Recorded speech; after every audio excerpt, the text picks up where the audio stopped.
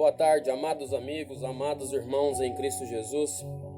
Graça e paz, que a presença do nosso Senhor Jesus Cristo esteja sobre a vida de cada um de vocês, em nome do Senhor Jesus. Irmãos, a mensagem de hoje, ela traz uma grande reflexão, para que nós tenhamos uma grande reflexão na nossa vida. Ela fala sobre a história de Naamã, um general do exército sírio, que apesar de toda a destreza que ele possuía, de todas as vitórias nas guerras que ele tinha conquistado, ele tinha uma enfermidade que naquela época era sinônimo de miséria, porque geralmente quem era leproso, igual Naamã, eles acabavam se tornando mendigos, eles viviam em extrema miséria, porque eles eram retirados da sociedade, eles não podiam conviver na sociedade. Porém, com Naamã era diferente. Mesmo sendo leproso, ele continuava no comando das tropas da Síria, porque o rei da Síria havia ganhado muitas guerras pelas mãos de Naamã. Porém, a história de hoje, irmãos, ela vem trazer, a reflexão que ela vem trazer é sobre até onde você precisa chegar para ouvir o que Deus tem para dizer para você. Você precisa chegar até o fundo do poço. Você precisa não ter mais nada a perder para ouvir o que Deus tem para te falar. Irmãos, fecha seus olhos por alguns instantes. Eu vou fazer uma breve oração e eu já vou iniciar a leitura da palavra, que está no livro de 2 Reis, capítulo 5. Amém? 2 Reis, capítulo 5, do verso 1 em diante. Amém? Feche seus olhos, conecta seu pensamento com Deus. Pai, nós estamos aqui nesta tarde, meu Deus, diante de Ti, Senhor, para louvar, adorar e glorificar ao Teu santo nome. Pai, permita-nos, Pai, que a palavra de hoje venha, meu Pai, entrar através dos nossos ouvidos espirituais, meu Pai, e tocar no fundo do nosso coração, nos trazendo, meu Pai, a reflexão que o Senhor quer nos ensinar nesta tarde. Meu Deus, que o Senhor permita, meu Pai, que as vendas espirituais, meu Pai, e os tampões que estejam cobrindo os olhos e ouvidos, meu Pai, dos Teus filhos, venham ser retirados nesse momento, meu Pai, em nome do Senhor Jesus, para que eles venham, meu Pai, absorver o máximo de conhecimento, meu Pai, da palavra que o Senhor está nos trazendo no dia de hoje. Meu Deus, que neste momento, meu Pai, nada venha tirar a concentração, meu Pai, da vida deste Teu servo, da Tua serva, para que eles venham, meu Pai, poder ouvir, entender e obedecer aos Teus ensinamentos através desta palavra de hoje, e que assim, meu Pai, a Tua graça venha, meu Pai, alcançar a cada um dos Teus filhos, em nome do Senhor Jesus. Amém. Irmãos, como eu falei, até onde você vai esperar que a sua situação chegue para ouvir a voz de Deus? Até quando você vai continuar dando atenção para o que os outros falam lá fora? Até quando você deixará de ouvir a presença do Pai, de sentir a presença do Pai na sua vida, te mostrando a direção certa? Até quando você continuará trilhando o caminho errado? Irmãos, a história de Naamã, ela é bem conhecida, porém poucos se atentam a isso, e eu espero que você no dia de hoje, assim como eu, nós juntos possamos entender o que Deus está tentando nos dizer através dessa palavra. Amém? Então vamos começar lá no versículo 1 do capítulo 5. Naamã, comandante do exército do rei da Síria, era grande homem diante do seu senhor e de muito conceito, porque por ele o Senhor Deus dera a vitória à Síria. Era ele herói de guerra, porém leproso. Veja, irmãos, que o primeiro versículo desse capítulo, ele está só fazendo uma breve biografia de quem foi Naamã. Naamã, ele encontrou graça diante de Deus, porque Deus concedeu a vitória sobre o povo de Israel para a Síria. Tá? Foi logo no final do reinado de Acabe, quando seu filho entrou no trono, tá? Segundo os estudos, alguns estudiosos, Naamã foi quem feriu mortalmente Acabe, né? Segundo os estudiosos, Naamã foi quem lançou a flecha que feriu mortalmente Acabe, e depois Acabe veio a falecer. Amém? Mas vocês veem que nos versículos seguintes diz que eles saíram, as tropas da Síria saíram da terra de Israel, e Naamã levou prisioneira uma israelita, né? Uma menina que era israelita, uma menina de Israel, e deixou ela a serviços como escrava dentro da sua casa aos cuidados de sua esposa. E aí, num belo dia, a menina descobre que Naamã está leproso. E aí ela falando com a esposa de Naamã, que era sua senhora, falava que quem dera se ele estivesse lá na terra de Israel, na presença do profeta Eliseu, que ele iria restaurar a saúde de Naamã. E quando Naamã chegou em casa, sua esposa relatou o que essa menina havia dito.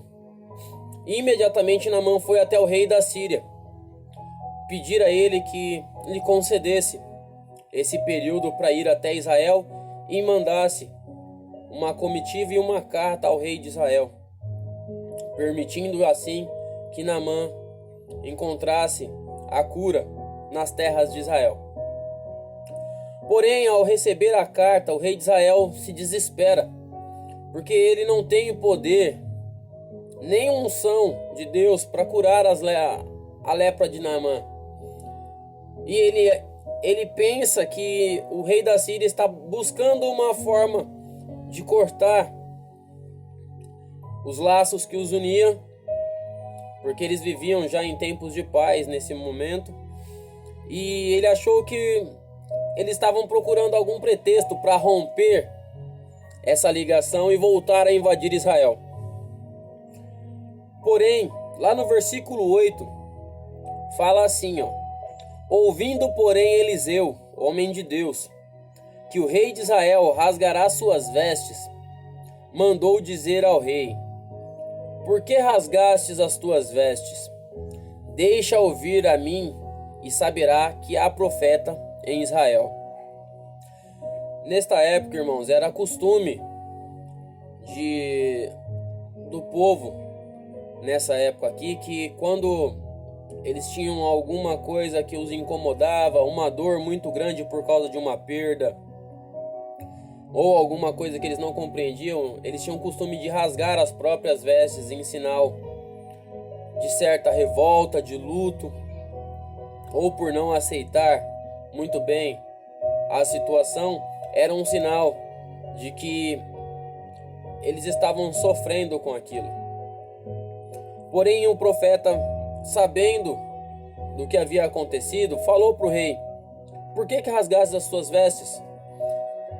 Por que Eliseu falou isso para o rei? Porque o rei sabe que ele não tem a autoridade de Deus, não tem o poder de Deus fluindo através de sua vida, não tem a unção do Pai fluindo através dele para fazer essa cura. Porém, existem profetas na terra de Israel que são capazes de realizar isso, porque os reis já tiveram diversas provas através dos profetas, que Deus agia na vida deles e através da vida deles.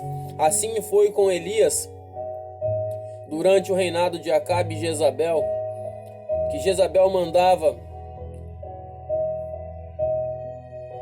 um capitão e 50 soldados buscar Elias, e Elias de cima do monte mandava descer fogo do céu e consumia todos aqueles soldados, até que um dos capitães, chegando a Elias, ajoelhou-se e prostrou-se na terra, pedindo que tivesse misericórdia da vida dele. E Deus lá no céu ouviu e disse para Elias: desce e vá com ele. A mesma coisa era Eliseu.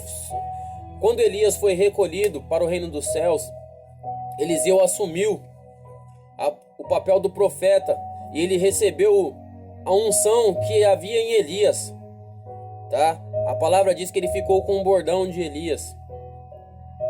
E assim ele disse: deixa ouvir a mim, e saberá que há profeta em Israel. Irmãos, precisou o profeta chegar no rei para lembrá-lo que existia profeta. Veja que é uma sucessão de, vamos dizer assim, de ignorâncias não, mas do povo deixando de lado aquilo que Deus está trazendo para nós à tona. Primeiro foi o rei de Israel, que, sabendo que existem profetas no seu reino, que poderiam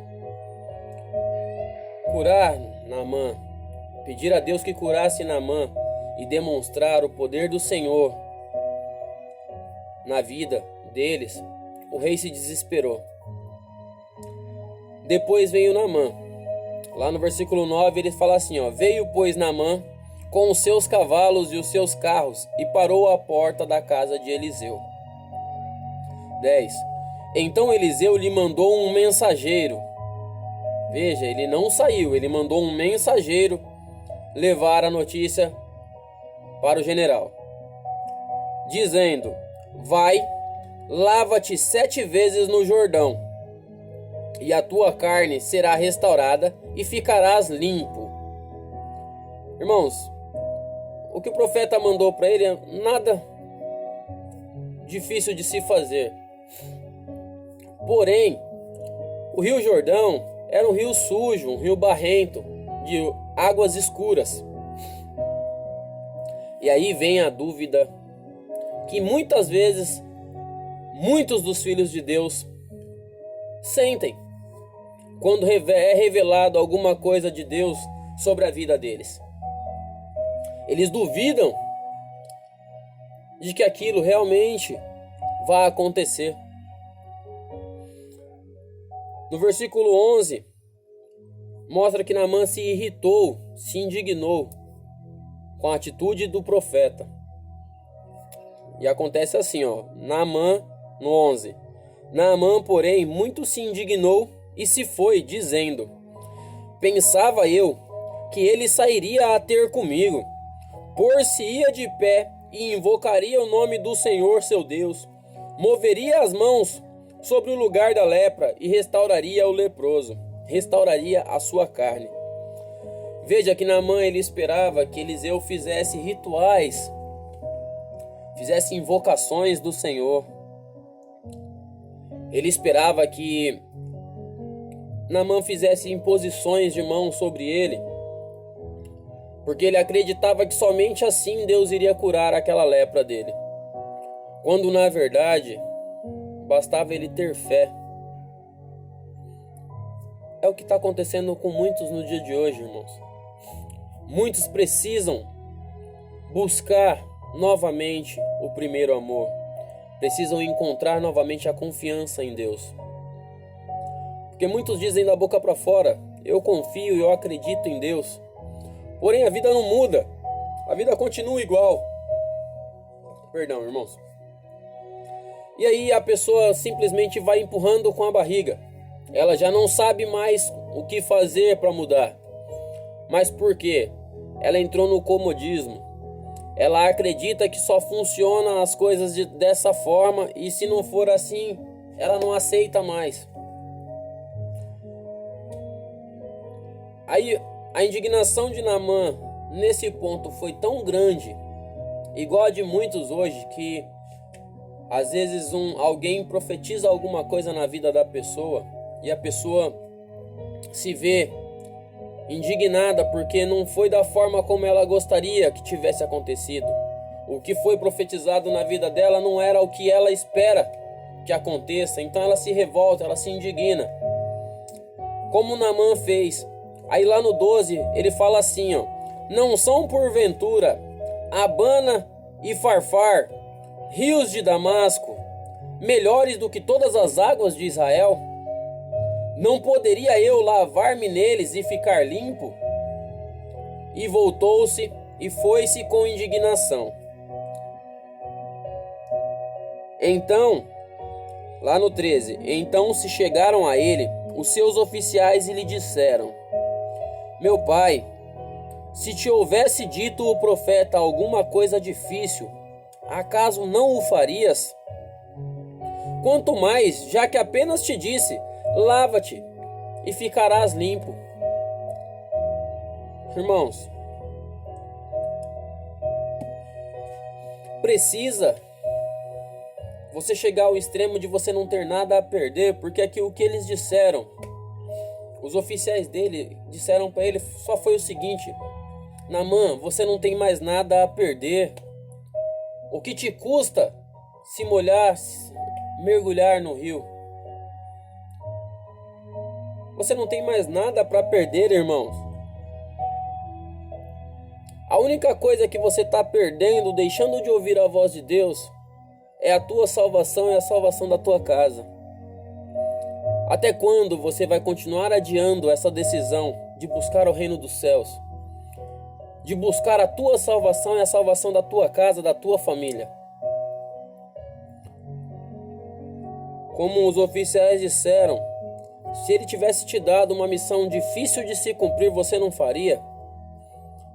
Mas Deus, Ele não está te dando uma missão difícil.